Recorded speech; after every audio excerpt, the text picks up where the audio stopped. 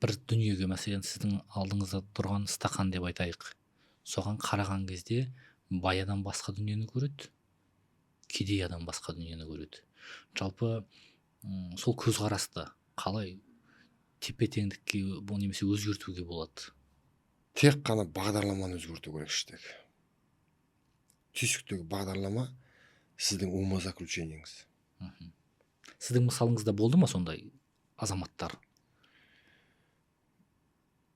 Мен өз басымды айтайын, біреуді айтқанша. Маған қазір машина құрал болып тұр. Біреулер оны дүние деп санайды. Мен бұрын машинаға өте әуес болатын. Машинем күшті болса екен, жарқырап тұрса екен деп мен дүние ретінде қарадым. Иә. Қазір мен түйсігім тазаланып, айқындалған кезде мен ол машинаны дүние деп қарамаймын. Оны құрал ретінде қараймын. Машина қазір әр адамға проблема. Алматыда. Бұрын құрал болатын, ол жүріп, машинең болмаса сен бара алмайтынсың. Иә. Қазір машинасы жоқ адам бақытты адам.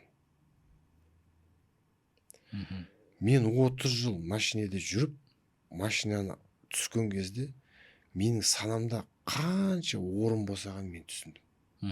Мынау керемет қой дедім. Мен машинаны редко айдаймын қазір. Любой жерге барам, Яндекс такси, индрайвер, любой жерге барам. Қандай машина отырғың келеді? Так, бүгін Land Cruiserмен барайын. Комфорт, супер комфорт закажу. Мен отырам. Мен күнде машина ауыстырам. Мен бір машинамен жүре алмайды екенмін енді. Сені қалағаныңызды қылмайсыз. Ол санаға байланысты. Ол бай кедейге байланысты емес. Менің асып бара жатқан байлығым жоқ.